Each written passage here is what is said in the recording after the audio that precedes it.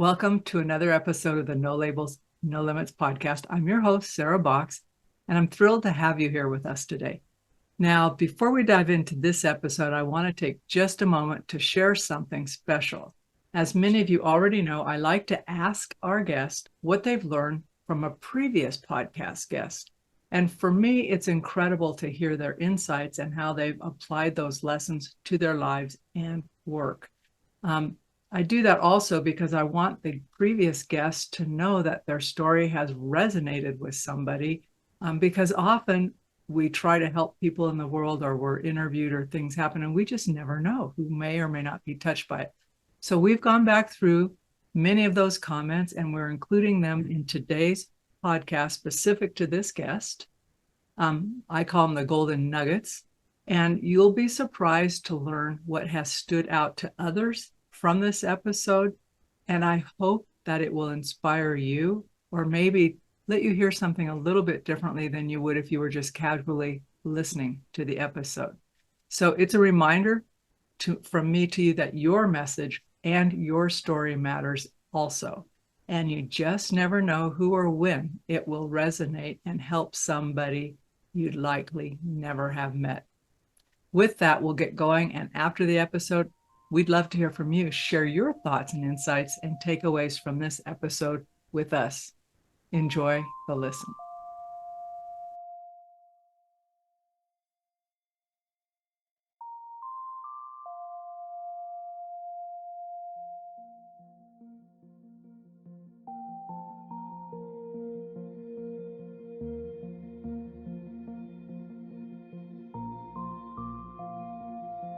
Positivity mandates some intentionality.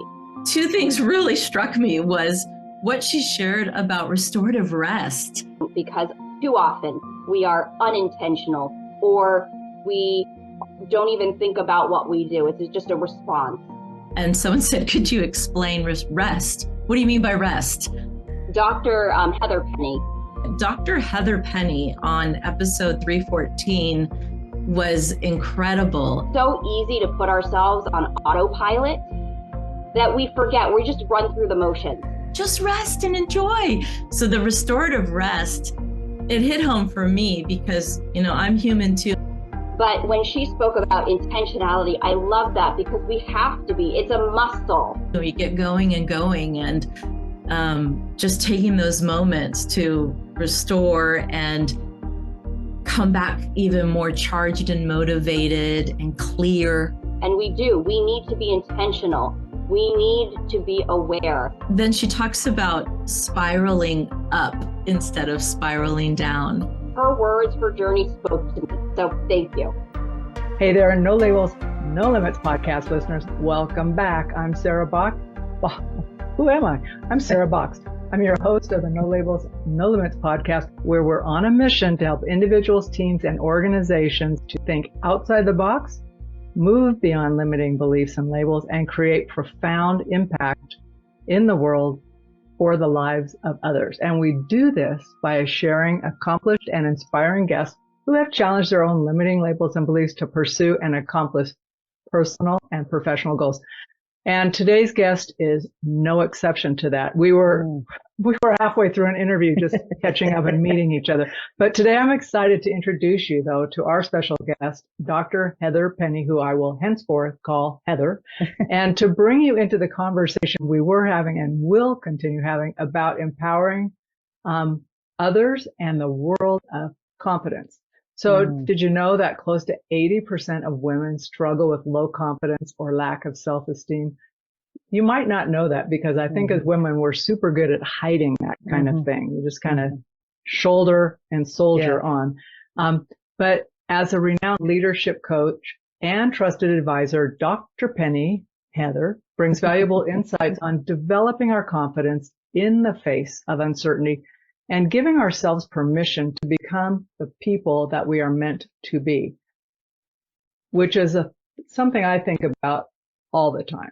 So Heather's practiced strategies to overcome this challenge and start living the life she, I, you, all of us desire. And so during the conversation, we're going to talk about her book, The Life You Were Made For, Finding Clarity, Confidence, and Courage to Be Fully Alive, and explore the concept of permission, how comparison can hinder us, the role of resilience and adaptability in effective leadership, and the roles mentorship and community play in professional growth. And actually, I would say in our overall wellness.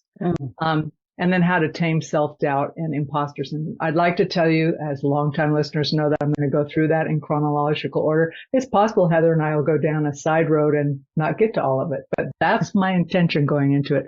So get ready to gain some valuable wisdom and actionable steps to boost your own confidence and step into the leader within you. And Heather might even get up and dance, so you never know. So with that, let's welcome our guest, Dr. Heather Penny. Hi, Heather. Hello, Sarah. That was an amazing introduction. I just took so much pleasure listening to you talk about me. And I was like, I want to get to know her. Hey, I'm super excited. You know, I think it's interesting. It's interesting to me because, of course, it happens to me. But I get to meet folks before I push the play, the record button, and we go onto this process. And it's so fun. Like, there are people I connect with instantly. I think, oh, I should have known you a long time ago. You're so fun. Not just because you're fun, but because you're insightful and all of that. So let's start with kind of where we were going on pre-push go. And we were talking about unity and standing up for unity. Can you pick up the conversation that we were in the midst of? Sure. Well, Sarah, you asked such a poignant question. You said, did you wake up thinking about something that you want to talk about? It's on your heart and mind. And I thought, this is something I think that's been percolating within me for probably months, if not maybe years. So it was so fun to be asked that question, because the essence of what I do and what I'm about is really focused on how do we grow as a society, as a community, as a people group. We are very fragmented and polarized, and we know this. The statistics and the studies are showing that we are spiraling down with anxiety and with depression and some of these really hard spaces. And what we're finding is that we don't know how to spiral up. And that's a lot of what my doctoral research was focused on. So I think the more I have studied this and the more I have worked with people, I think I just gently want to set my own ego aside. And I'll be honest, when you first start your coaching company, you're like, pick me. I'm amazing. Hire me. Or this fear, as we talked about confidence earlier, this false belief of what if nobody wants to hire me? Well, I think I'm past that, and being in my career for about 15 years as a coach now, I'm seeing a common thread of human suffering.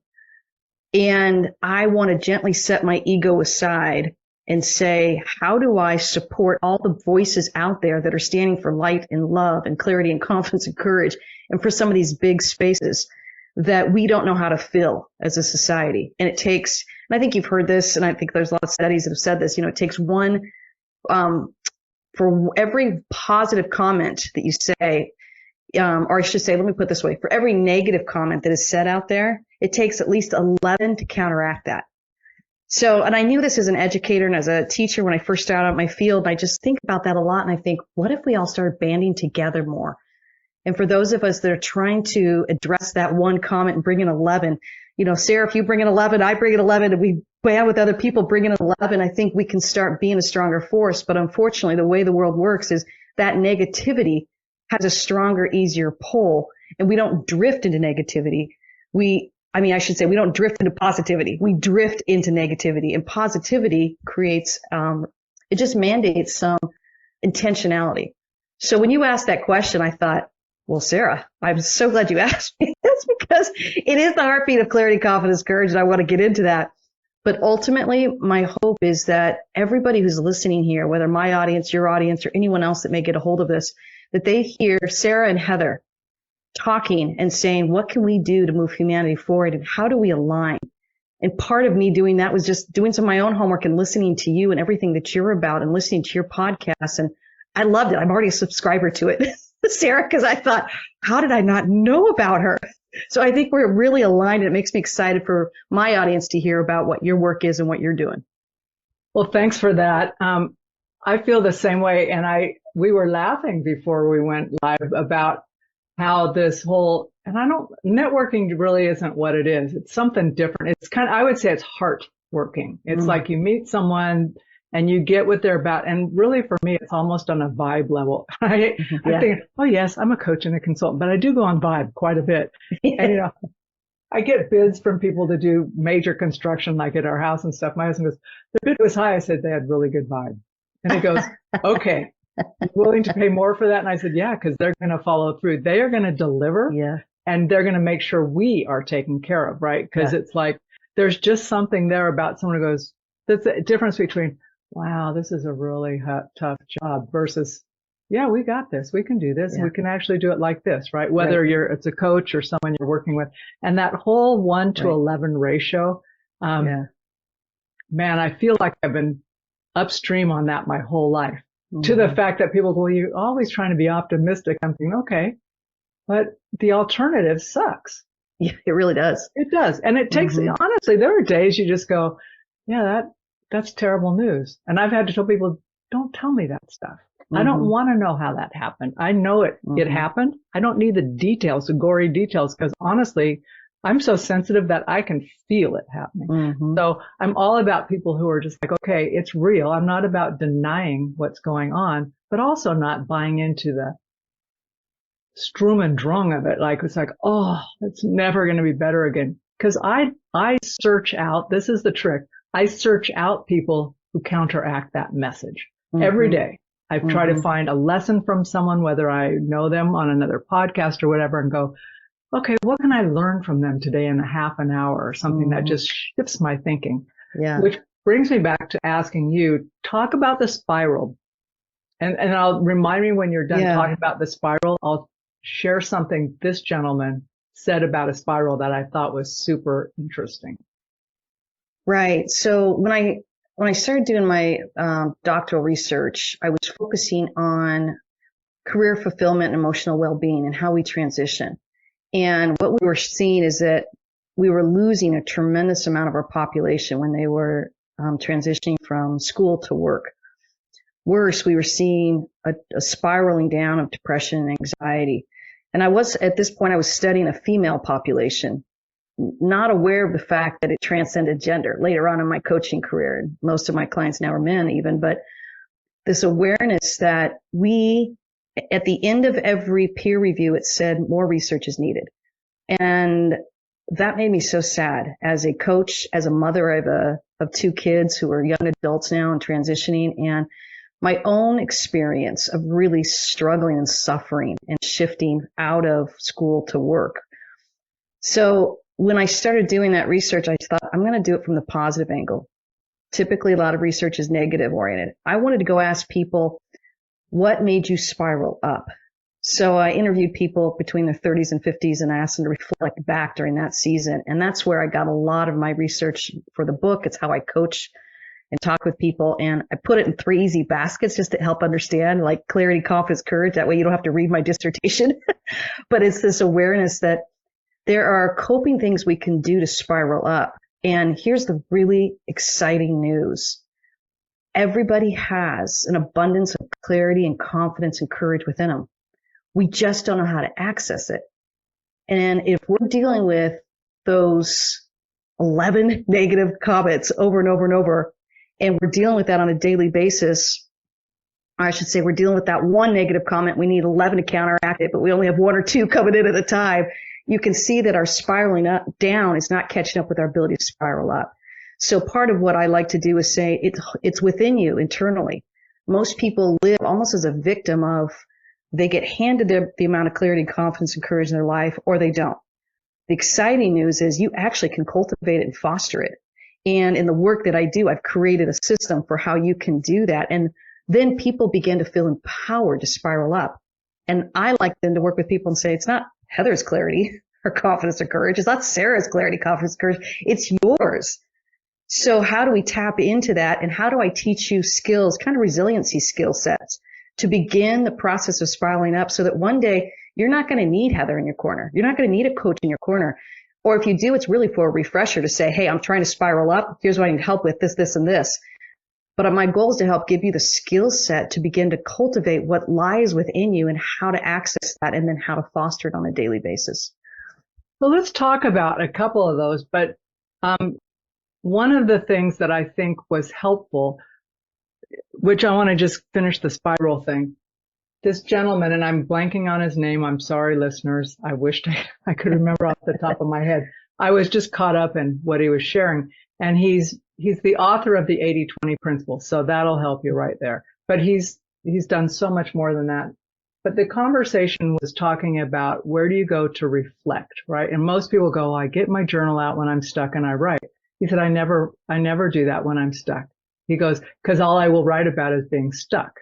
And he goes, I go and journal and reflect. It's my paraphrase of them, when I'm feeling up and open, because then I can nurture the spiral, right? And I'm going, oh my God, that's so great.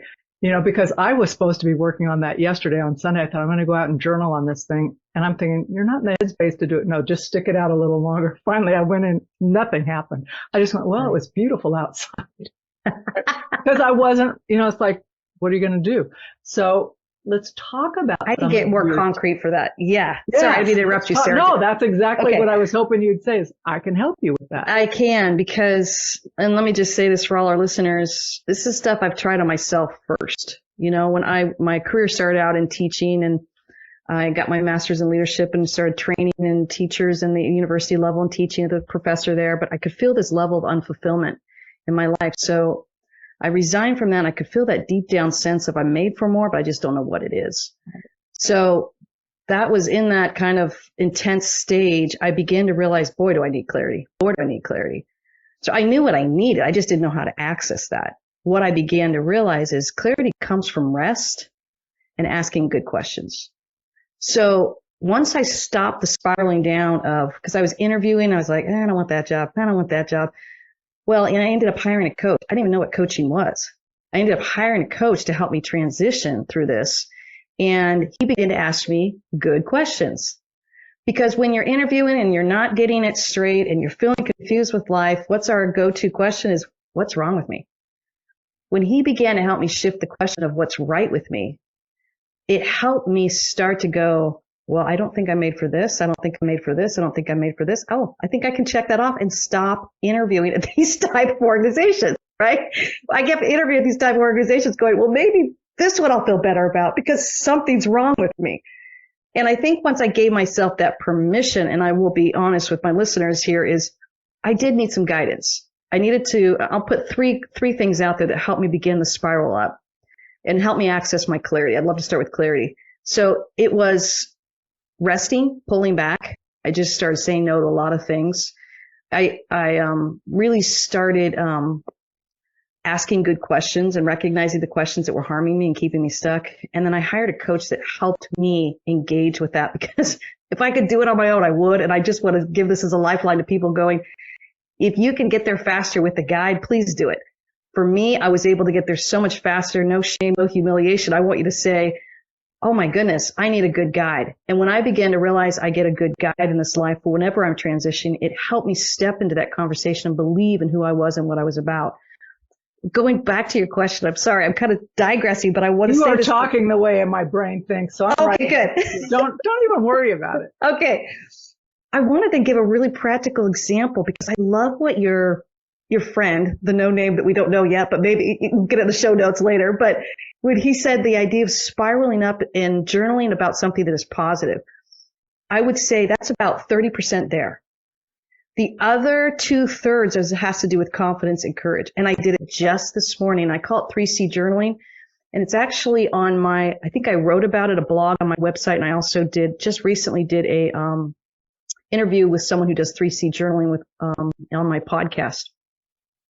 But it's this idea of clarity is write down whatever's hitting you. Wow, I've got a lot of big things hitting me today, or I woke up kind of nervous about something, or I woke up really excited about this, and this. It's a brief awareness of where you're at in life. No judgment, no call. But I will tell you, we can sit there and digress, talk about the spiraling down. We could digress. And then my mom said this, and then my dog did this, and then you know what I mean? So I want to encourage my listeners, don't spend a lot of time on the clarity, but get it out there. So sometimes it's only 2 or 3 sentences. Sometimes it's a full page because I do have a lot going on in my life. I'm empty nest, just launched 2 kids, and I've got a lot of feels around that, and they're coming in and out of the house, and just when I get my rhythm down, they're coming back in, and I'm like, who am I? Where am I? So there's a lot of those, and I have to pay attention to my clarity. But the 2/3 I want to move into is the confidence and the courage piece. Confidence is all about what am I believing. So after I finished giving a little clarity, I just sit back with my journal and my pen, and I just kind of go to my space. I'm a person of faith, so I talk to God. But if God is not someone you talk to, you get to talk to yourself. You get to talk to love, light, whatever moves you into your higher being. And I get to sit in that space and say, what am I believing about this? So let me just use my empty nest right now.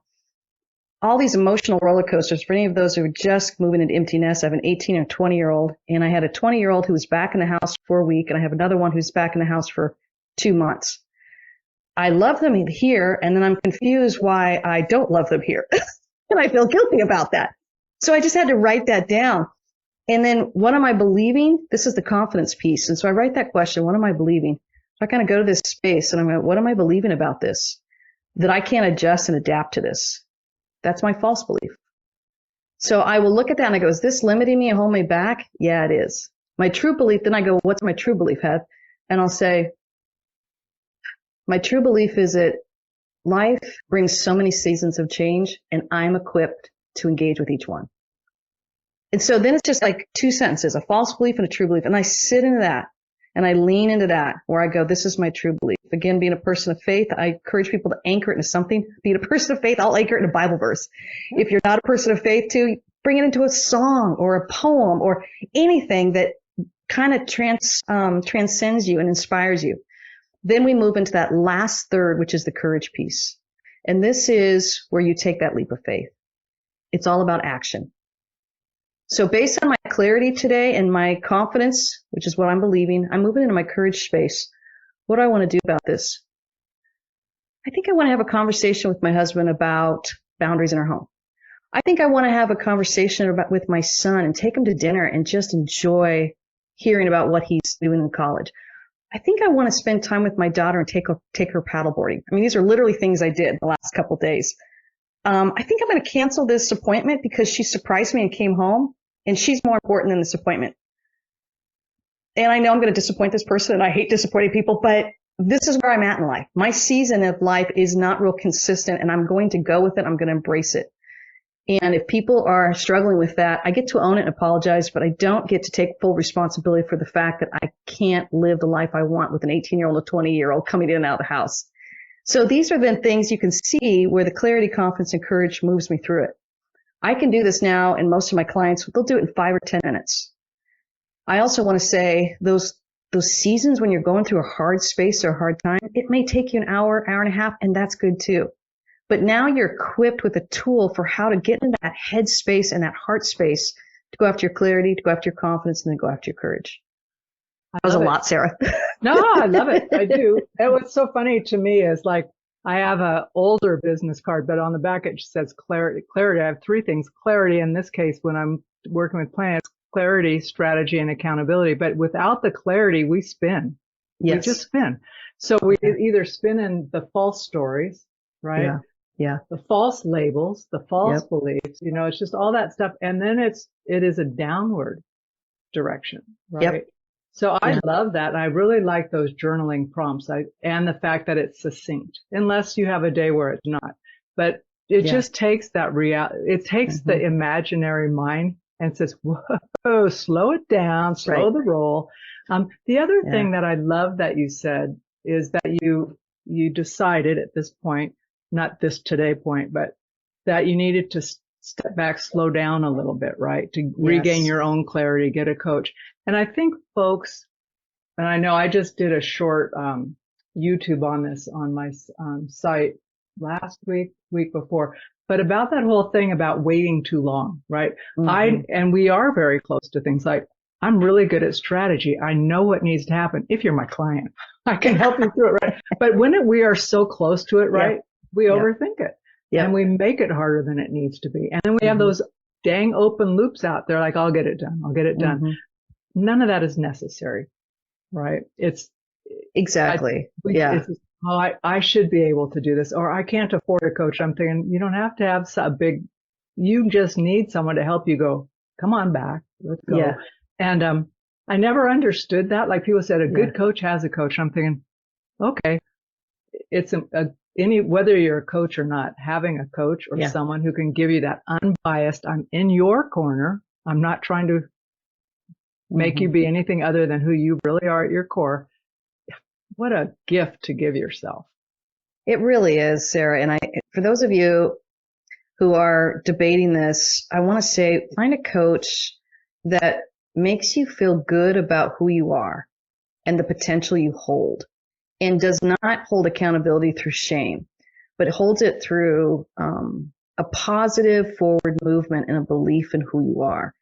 And there's really good coaches out there, and there's not so good coaches out there. And I've heard stories of both, just like in any profession. Sure. And I think I just want to encourage anyone who's listening, don't be afraid to interview your coach and say, yeah, I think this is a person who's going to be a good fit. I felt empowered every time I left that conversation.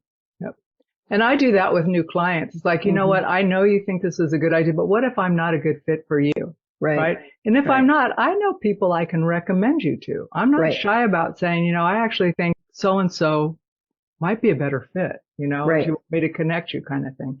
So yeah, you're so right about that, Heather. The other thing, well, no, I'm going to go back to what I was going to ask you before. Sure. Just got to reorient to what I was thinking about here. So we talked about clarity, confidence, and courage. Let's talk a little bit about your whole mindset in the sense about, you know, you talk about life being a classroom, right? Staying curious rather than focusing purely on success or failure. And what the result of doing that is for us, like in terms of how we feel and how we are able to move forward. Can you talk a little bit about that?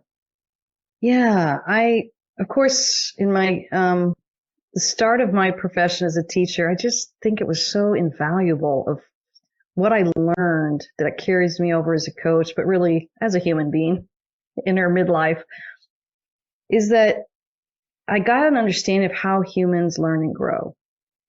Then as I began to work more one-on-one with individuals, I got an understanding of the amount of shame that human beings carry.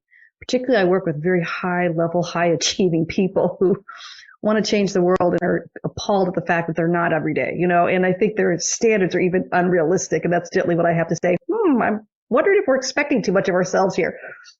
But I think it's that kind space that I'm trying to provide for people that says life is a classroom. And if we have that true belief of I get to learn and grow, we're focused on learning and growth versus focusing on pass or fail. And I think, again, as we go back in the idea of human growth and development, we all have good stories of teachers who helped us, inspire us to learn and grow, and others that made us feel like we were failing. And I think as we step into this space as an adult and own our own power, I want to encourage everyone to say, life is a classroom. And if we take it out of the categories of pass or fail, and let me tell you, all my fingers are pointing back because I'm a super high achiever myself and I do hate to fail, but this is how I talk myself out of my own downward spiral, which is saying, all right, Hev, that didn't feel good. That was rather humiliating, or the fact they just rejected you, or the fact that that talk just bombed and oops, I'm not with the right audience. You get to kind of handle some of that rejection, some of that sense of failure, but then go into the space of what do I get to learn from this that's only going to make me better? And I think that allows us to get that downward spiral and that shame space that makes us stuck and makes us realize that life really is truly a classroom. And if we can embrace that, we take ourselves out of that category of whether we're getting it right or whether we're getting it wrong. You're kind of describing for me that, and I remember kindergarten. It was one of my favorite classes. My favorite years. It was, I did not want to go. I liked being at home, you know, but once I got there, it was like, oh, this is kind of cool. Graham crackers, milk, nap, playground, ABCs, all that stuff. But there was I don't recall, and even into about second grade, I did not recall any kind of separating us, by gender, by age, by abilities. It was like, hey, we're all doing this together, It got when I was good with a dodgeball that I was like going, ooh, it's kind of tall and kind of, she can be mean. So anyway, I'm only joking, but kind of. But there was that whole thing about there's that enthusiasm, right? There's the enthusiasm for being with each other, seeing what someone else is doing, not hiding your toys, that, just those metaphors, right? Like, what are you guys doing? Right. And then, so you're curious enough to engage. But then we get a little older and we start thinking, well, if I can't do it well, I probably shouldn't do it at all. Right. Whether that's someone who said that to you or whatever. And that whole perfectionist, if it's not perfect, I probably should wait until it is before I share it or whatever. And I don't know what your thoughts are on that, but I've watched people who have really great stuff and they just want to do one more tweak and then nothing happens with it because the last tweak doesn't get tweaked. Well, okay, you're nailing the courage piece. I work with these people just like this. These are perfectionists, right? And they're based off of fear, this false belief of it's never going to be good enough. So I have to deal with their confidence space, which is, it is what it is, and you get to put it out there and trust it. The courage piece really is all about action. And a lot of times I'll work with leaders and I'll say, you got all the clarity you need, you got all the confidence you need, but you are stalling. And I liken it to my book, this metaphor of, you go up in a plane and you want to parachute out and you're so excited about it, you've prepared for it and you've done it. But when the time comes to jump, you're just gripping the sides of the plane and you refuse to jump and the plane circles your landing space. The pilot's saying, jump, jump, jump. You refuse to jump and the plane lands. So you never get to do the experience. You never get to have that classroom experience. Many of us live that way, really risk adverse. And what I want to say is, I'm not asking you to jump without your parachute. The parachute is clarity and confidence. I'm asking you to jump and take that leap with that parachute on your back. And I promise you, it will open up and you will survive this and everything will be okay.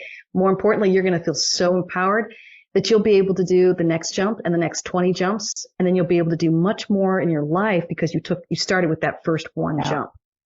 Well, that's so true. Yeah. But you're also big on permission statements. Oh, yeah. I want to know more about permission statements. Oh, goodness. Okay, so my book, I don't know if you got a chance to look at it, but it's got 18 chapters in it. And it starts with clarity because to your point earlier, it is the most important piece. But you got to start with clarity. But the very first chapter in my book is restorative rest, pulling back. But the end of that chapter, I have you write a permission slip to yourself that says, I, Heather, give myself permission to rest.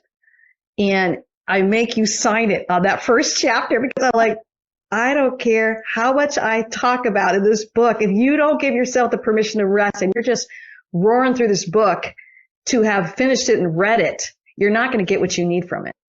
It's that very first chapter that if you give yourself the permission to rest and just kind of create a cadence for yourself over the next 18, 17 chapters here, you're going to have a transformed life. But it's also why I created an e-course around it because I thought, okay, in a world that loves just plowing through things, I'm trying to model a pacing to say, just pull back. You know what? It's okay if you sit in one chapter a week, maybe one chapter a month.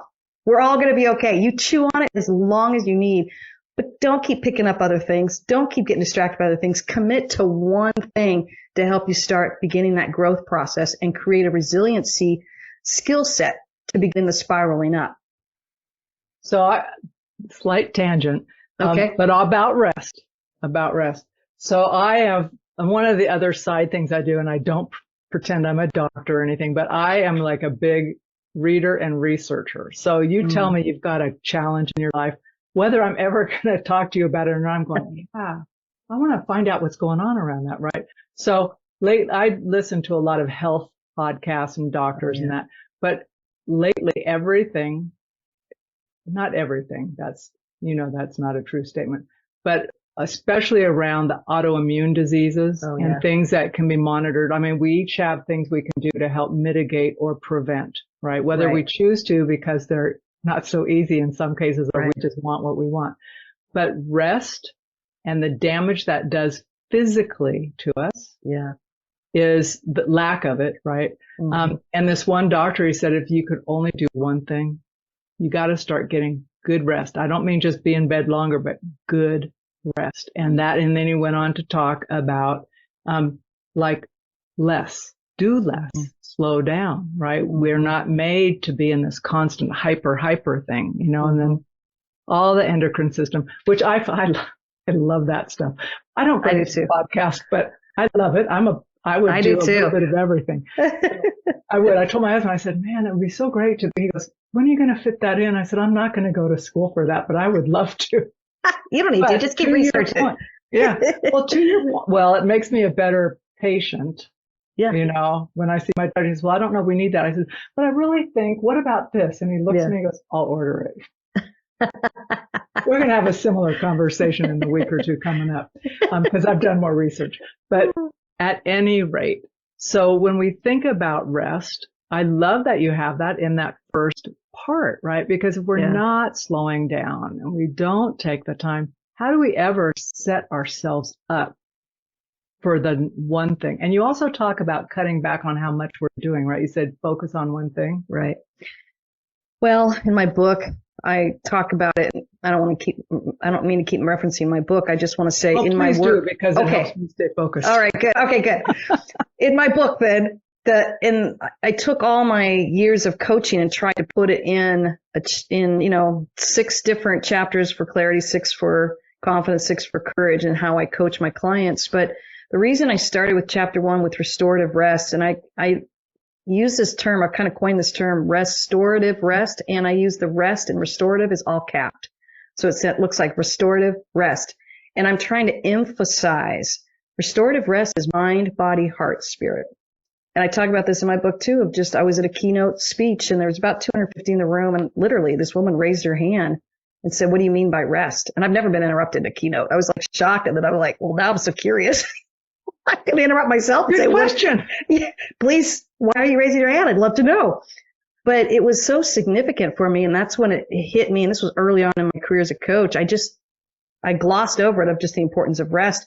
But she literally wanted to know, and she was hungry for it. And that's when I realized I had to define it. And then I've worked internationally, particularly with Latino cultures and down in Central America and also in Belize. But I realized how fast we run in North America. And I was like, of course, I'm going to have to explain restorative rest. We're also one of the biggest countries right now that is struggling with depression and anxiety and spiraling down. And we know this. And the research keeps telling us. What I want is more voices out there. And this is where I'm hoping that we can start uniting more as a society of, well, how do we stop the spiraling down? More importantly, how do we start a spiraling up? It starts with restorative rest. And so I've had to define that, and I use the allegory, and it's in my book as well, but I also created a picture book off of it. It's with this little girl who gets given a bracelet. And she's given this bracelet, and she loves this bracelet. It makes her feel cherished and loved. But over the years, as she grows older, she gets more and more bracelets. What happens, these bracelets run all the way up to her arms, up to her shoulders, and she's like walking around with all these bracelets that are weighing her down. What does it do? It prevents her from doing 2 things. 1, jumping on her tire swing that she loves to do and running around in nature. Second thing it prevents her from doing is flying into the stars and hearing the voice on the wind that helps remind her who she is. And it's a simple allegory, but I can't tell you how many people come to my conversations that will say, okay, Heath, I need help with my bracelets today. Yeah. I need help with my tire swing. I can't find my tire swing. I will get pictures sent to me from all over the world with, here's my tire swing. Here's my tire swing. I'm telling you, people are so creative. The tire swings that I get to see are crazy, and they're so cool. And I love humans where I go, that would not be my tire swing, but I'm super glad it's yours. Or I never thought about that one. What a tire swing is. Okay. I just got this one. I work with some pilots, and he flies a lot for work, but he was losing the love of flying. I said, well, what do you love doing most? Like, what feels like a tire swing that makes you feel free and alive? He goes, honestly, it's flying. I go, but you sound like you're kind of burned out with work. He's like, yeah, but I just love flying. And he has his own plane. He goes, I think I want to go flying and do camping trips with my airplane. I go, well, that's an amazing idea. So throughout his trip, he would send me pictures of where he was, where it wasn't been work related. So his love for flying, even though he loved flying, he was getting burned out with having to do it for work, and he wanted to own it again for his own personal enjoyment. That's just one example. Another one is like this woman, I remember she was going through a significant transition of wanting to leave her work as a special ed teacher. And she's like, I love these kids, but I'm feeling guilty that I don't want to be doing this anymore. I'm overwhelmed. It's hitting me. And I said, nothing wrong with that. Set the shame aside. Let's talk about what you really want to do. She couldn't figure out what she wanted to do. And I said, well, let's take a beat. Let's take a rest. What do you want to do to take a restorative rest? She said, I'm going to go learn how to knit with these nuns on an alpaca farm. I said, that's awesome. Send me pictures. Still, the next couple of days, I got these pictures of her. And sure enough, she came back with this clarity of saying, I know what I want to do. She resigned from her job, finished out the teaching year, resigned from her job, went back to school, became an environmental scientist, and started urban gardens in her area. And I thought, wow, her tire swing is what gave her that clarity. Her tire swing was a restorative rest. And I think the more I work with people, I really try and define it. Restorative rest is not only mind, body, heart, and spirit, but there's two types that we need. We need an active rest, which is like a tire swing. We need a contemplative rest, which is like journaling time, and that's time under the stars. So how I define that in my book is I tell people, I go, humans are complex. This is why we're spiraling down, because we aren't giving ourselves the permission to rest restoratively. And it takes some intentionality and it takes a little bit of work, but it's so worth it once we do. It just feels counterintuitive. We don't know what we're doing. Well, let's run faster. Let's do more. Let's make a bigger list. Let's go back to school. Let's go do all these different things. And I'm like, well, maybe, but you jumped right to the courage, which I don't doubt that you have. What I don't see is your clarity and your confidence in play. You're not asking yourself good questions in the clarity space of, am I tired? Once I ask people that, they're like, I'm exhausted. And I go, it's probably not a good time to create more action steps. Let's pull back. But it's getting like, and I had another woman say to me, am I allowed? And we both got laughing because she knew she was allowed, but you could tell.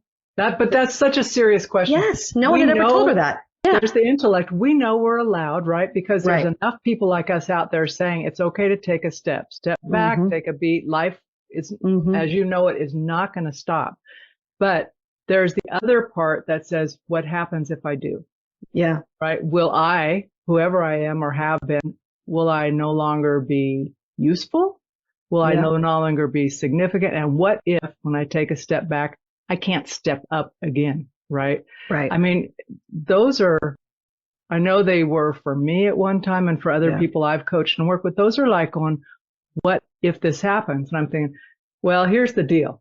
You can either allow yourself space to rest and see what happens, or you can wait until you haven't rested and then you're going to get forced to rest. Something will happen because you can't produce or show up at that velocity without some pushback of some sort, whether it's welcomed or forced. Right. So true. And again, to get more practical for our listeners, I call it the Thrive Plan, and it's also in my book, but it gives you really a practical framework for how to create a restorative rest cadence. And it's something daily, which should be around an hour, something weekly, which would be a couple hours, something monthly, which should be about a half a day, and then something annual, which is a couple overnighters. So you're doing, and I'm just getting ready to go on my me retreat. I call them me retreats. I've done a podcast on that too, a me retreat this weekend, because I can feel like, okay, I've done the daily, the weekly, the monthly, but I'm feeling that little bit of that fatigue coming on. I go, you need that annual. And that's the one that's a little harder for me to actually clear my schedule and leave for a couple of days just for me. It goes back to that. Am I allowed? Can I do this? Will the world fall apart? And I'm like, the false belief is the world will fall apart, right? The true belief is everyone's going to be fine without you. No, and it's funny because when you get sick, or something sick, your first thought is not like, especially when you're like out, you can barely get up to drink water, right? You're not going, oh my God, the world's going to fall apart. You're thinking, oh my God, I might die, right? This is so uncomfortable. Right? So I'm thinking, if you can let go to heal from the flu or something, you can let go to give yourself some time to rest. So true. Because your spirit's dying. Yes. Yeah. Oh, we are so there for each other. Let's talk about platforms and how you think, I know before we pushed record, I was telling you that it was so synchronous for me, or so much synchronicity, that you brought this up pre-interview because I just finished a conversation with one of my colleagues plus a gal I met last week that was same. It's like, how do we support these voices who are all trying to support the upward lift to counteract that whole insidious, like, if you don't do this now, you will fall apart, kind of the push fear messaging. Yeah. So what are your thoughts about that? It makes me think of a concrete example. Recently, I was asked to keynote at a nonprofit organization, and this nonprofit had in the room about 60 different nonprofits representing them, and it was all having to do with child abuse, foster care, at-risk children. And as an educator and as a parent and even as an educator working with at-risk, this has just really been a heartbeat of mine. And so this nonprofit, their role really was to bring all of these nonprofits together to see what they were doing. And they asked me to be the keynote. And I thought, I don't want to be the hero on stage. This would be wildly successful for me if I got off that stage and every person in that room felt like the hero, because they really are these unsung heroes that are facing these, to your point earlier, these hard stories that wear on our spirits, right? Like I can only take so many too, where I'm like, I'm out. I'm debating whether I can go see that Freedom human trafficking movie. I'm like, do I have what it takes to watch that? I want to, but it's that awareness of we're all moving in this together. And so when I got up to speak, I just asked everyone for a few minutes. I said, write down everything you're inviting in. Everything that you're inviting in. And they were all sitting at tables, so they all started scribbling down. And I gave them only 2 minutes. And I said, okay, yell it out. They started yelling out freedom, loyalty, wisdom, comfort, care, health, healing. I mean, it just popcorned all over the room. I even get chills now just talking about it because I wanted them to see you're not alone in this. And I wanted them to feel that alliance. And ironically, this is the name of the organization, the Alliance. I'm a board member of it. So I wanted them to feel that alliance. And then I said, okay, now I'm going to give you another 2 minutes to write down everything that you're rejecting. So they wrote that down, scribbled down, and then they all started yelling it out. Isolation, fear, abuse, control, confusion. And again, I was like, these are our unsung heroes in our society that are standing on the front lines. And all I got to do then was just help them see you guys are all standing together. My job is just to simply be a facilitator to help you all hold hands in this and unite in this and align in this. And hopefully the energy will grow in the power between you all. And then everybody exchange 2 or 3 numbers, 2 or 3 cards. Who are you going to call? Not when you need a resource, but when you need someone to stand with you in your true belief, because that day you got hit with maybe 5 or 6 really hard stories that makes you want to quit your job or go eat like a whole pan of chocolate brownies. It's just too much, right? And I think that's where I wanted them to see you're not alone in this. Keep going. But the energy you felt right here with these 60 plus nonprofits represented, you get to feel the surge of this energy. Then I got to do a small group with them later on, a couple months later. And again, I got to see their camaraderie and their alliance that had kind of rippled out just since the time I had given the keynote was about 2 months past. And I could feel just their support of one another. I even said, well, here's my number if you want to call me. Nobody called me, which is awesome. They don't need me. They had each other and I did my job. So I'll probably go in for the next keynote another time, but I'm just going, this is so fun to empower people to see one another and not to feel like they need me, but to feel like they have one another, that they can support one another, empower one another. That's another great example of permission. You know, it's like, it's okay to just reach out and say, hey, yeah, just want to, or, hey, I read this in the paper, or I saw this on social media. Just want to check, see how you're doing. You know, like the work can be tough, but the work, honestly, without our nonprofits, and I believe this as a former executive director and someone who's devoted to nonprofits, that without nonprofits, the gap between what people need and what they get would be such a big chasm. Exactly. And we would be paying the price for it. Yeah. All of us. Yeah, they're holding back the darkness, aren't they? They are. And anyway, enough said about that. On to the movie. I will tell you, my husband and I talked about seeing that. Now he is retired law enforcement, but he did a lot of child abuse investigations. So I'm all hip. My sister said it was a great movie, State of the End. And I worked in child advocacy, child abuse prevention, and missing and exploited kids. So he says, I'm really not up for that movie today. I says, ever? And he goes, not. And I realize it's like, I don't know. I lived it, right? He's seeing too much. And I said, maybe if they stream it. You know? So we went to something totally uplifting and saw Indiana Jones, which was total fluff. Total fluff. Yes. Right? That was the headspace. But I still want to see that movie. I like that actor. I do too. Yeah. Caviezel. I can't pronounce his name correctly. Anyway, another Caviezel. rabbit. Caviezel. Thank you. Yes. So much in common. I would like to take this conversation offline with you and see how we can support one another, because I feel like it's no accident that you are on this show. I know you will benefit our listeners tremendously. And I have one more question for you. Okay. Actually, I have two. But one question is, we've been asking our podcast guests to listen to one or two episodes, find some other podcast guests that shared something that that resonated with them, and then to come back and tell us who was the guest and what did you take away from it. What do you have for us? Oh, I was so inspired. This morning I was listening to Vicki Winkler, and it was podcast, I think number 310 for the listeners. Sounds right. Okay. In those conversations, and honestly, Sarah, you were so engrossing as well to facilitate it. And you could feel like I wanted to say, well, ask her this. And right when I was thinking that, you asked her. So I was like, awesome. But I heard Vicki say repeatedly, I probably at least 3 or 4 times, this idea of a leap of faith. And I never thought about, and I know it was something about marketing, but the conversation was really about mindset. And then what I really enjoyed was, I think you opened it up with this book, which now I want to go read, but this idea of not being a seller, but being a giver, and sitting in the giver seat versus the seller seat, and asking people, how can I serve you? How can I help you? What is it that you need here so that I can give my services to you and really serve you well? I loved all of that values driven thinking that Vicki was talking about. And it made me want to hire her as my marketer. I was like, oh my goodness, amazing conversation. And then I heard you chime in too about just this values driven thinking that really guides us to make the decisions we need to make and ask better questions.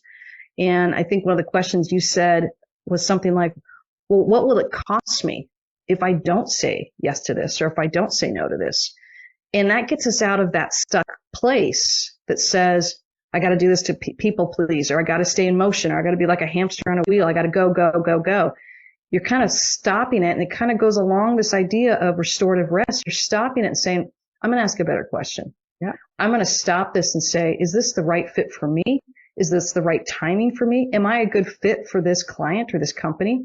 Is this something I need to step into or step away from? I heard those questions just permeated throughout. And then I heard all the true beliefs and false beliefs. And I heard you and Vicki standing for so many true beliefs that I was writing them down. So I can't recommend that podcast enough. And I'm already looking forward to listening to more. Oh, thanks. Well, feel free to send me what you wrote down, because sometimes when I'm talking, I'm just talking from the heart, and I'm thinking, when someone said, could you repeat that? I'm going, not a chance. I'd have to listen to the transcript or read the transcript rather. So my last question for you for this conversation, it's not forever, so don't even think it, is what is the best place for people to get your book, to know more about you, your podcast, all of that? I try and put everything on my website, and you can go from there. So it's at heatherpenny.com. You can access podcasts. You can access my weekly blogs. You can access a way to sign up for the weekly blogs. You can access where to find my book. I give a ton away for free as well. So all of that, I would say, just start with my website. And there's also a space that if you want to reach out to me personally for keynotes, for coaching, for any of that stuff, you can fill out a little something and send it over to me, and I'll get back to you. Little something coming to you. Yes. All right. So I love that. Your dashboard of control is your website. Yep. I love it. It makes life so much more simple. I'm glad. Is it a marketing person, or I know we were interviewing a marketing person, Vicki, earlier, but you were saying your value of marketing. So I'm thinking, oh, you've probably taken notes of that as an executive director of a nonprofit, of just the value of good marketing. Well, when I was leading a nonprofit, it was like I started doing that work in the early 90s, and people were like, you can't spend money on that. But I'm thinking, but now I know. I mean, I know from going through it, but also from just research and stuff, you don't expect a business, and they're a business, they're just a different registered business. They are businesses. You don't expect them to run with no margin and no infrastructure. And marketing is, in my opinion, communications. And if you can't communicate, you can't reach the people you're supposed to be reaching.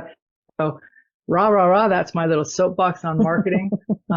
I would have loved to go back in time and have different conversations with my board where I had to explain why we needed certain things. And yes, we needed to budget for them. Yes. So at any rate, I want to thank you, Heather. This has been super fun. And like I said, let's continue the conversation offline about how we can support one another's platforms and help to lift more people up into the work that they want to do, are meant to do, and the people they're truly meant to be. I'd love that. Thank you for just having me today and just cheering you on. All you listeners, believe in you and believe in your potential. I believe you have a life that you are uniquely made for. You've been listening to the No Labels, No Limits podcast with best-selling author, change agent, and strategic business coach, Sarah Box. You can grab the show notes and find out how to work with Sarah at sarahbox.com/No Labels, No Limits podcast. We'd love this podcast to reach as many people as possible. Please remember to rate, leave a 5-star review, and share the podcast with someone you think would get value from this conversation. Till next time, keep taking those daily action steps to align your purpose to your principles and achieve your goals in business and life.